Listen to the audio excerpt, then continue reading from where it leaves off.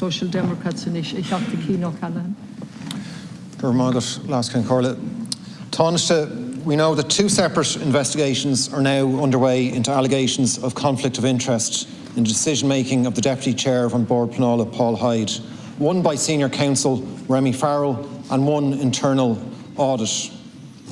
The terms of reference of Mr Farrell's inquiry were published by the government exactly 1 week ago, but they already appear to be out of date as further allegations have come to light.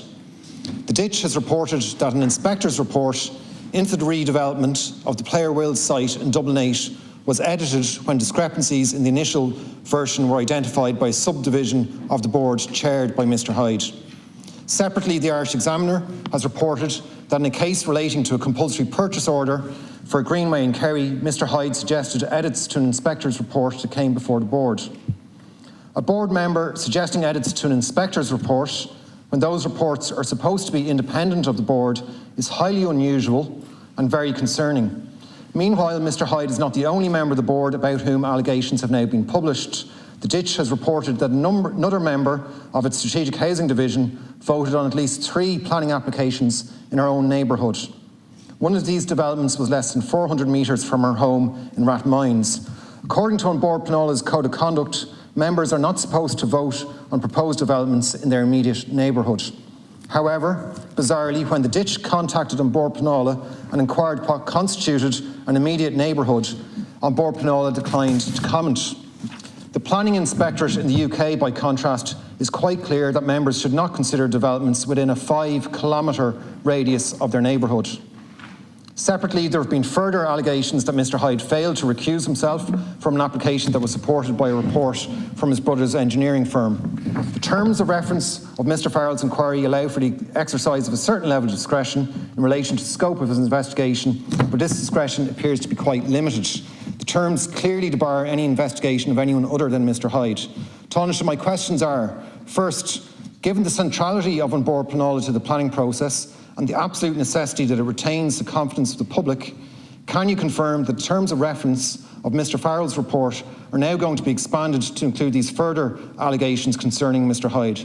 Secondly, is any investigation being conducted or contemplated into allegations that another member of the board breached An Bord Pleanála's Code of Conduct?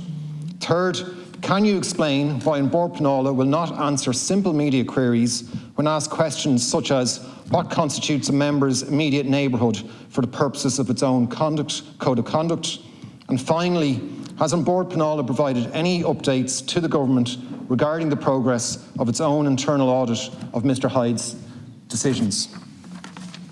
Thanks very much, Deputy. These are various serious allegations, and serious allegations need to be taken seriously and properly investigated, but also people are entitled to due process as well. I'm sure you'll acknowledge that.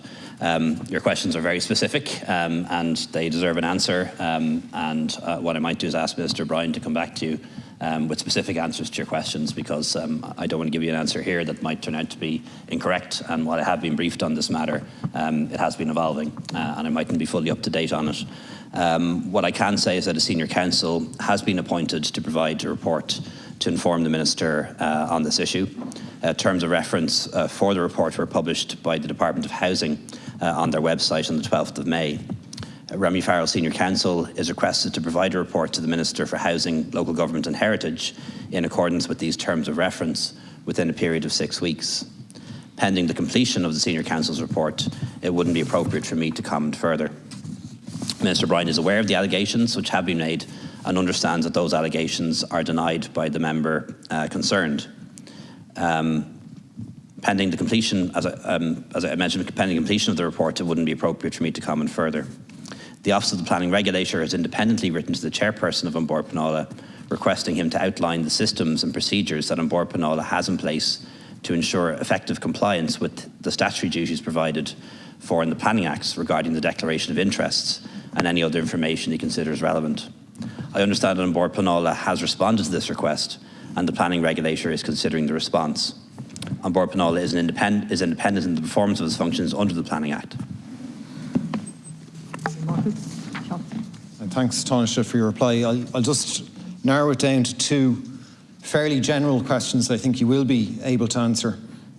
So firstly, will the scope of the investigation be widened so that all of the allegations which are in the public domain will be investigated? So what's your view on that? Should it be widened so that all allegations out in the public domain are actually investigated? Currently, it appears that a significant amount of allegations, including respect to another board member, will not be investigated, and I don't think that's acceptable. And secondly, An Bord Pleanála has been refusing to give replies to media with simple and straightforward questions. What's your view on this? As Taoiseach, do you think An Bord Pleanála should actually give media replies when they're given simple and straightforward questions, such as questions about the Code of Conduct and what the terms in the Code of Conduct mean with respect to what an immediate neighbourhood is and how it's defined? Thanks very much, Deputy. I suppose in relation to the scope of the investigation and whether it should be widened or not, that's a matter for Minister Bryan to consider. Obviously, he'll need to see whether the allegations or the additional allegations have substance, and on foot of that, he'll need to make a decision as to whether the terms of reference need to be changed or whether the investigation needs to be widened, and that's really a matter for Minister Bryan to consider. In relation to An Bord Pleanála, I agree that An Bord Pleanála should respond to media queries, but if for some reason they can't respond to media queries, they should explain why, and sometimes there are reasons why they can't. But I think it's a case of that they should respond, and if they can't respond, they should give a clear and credible reason as to why they can't.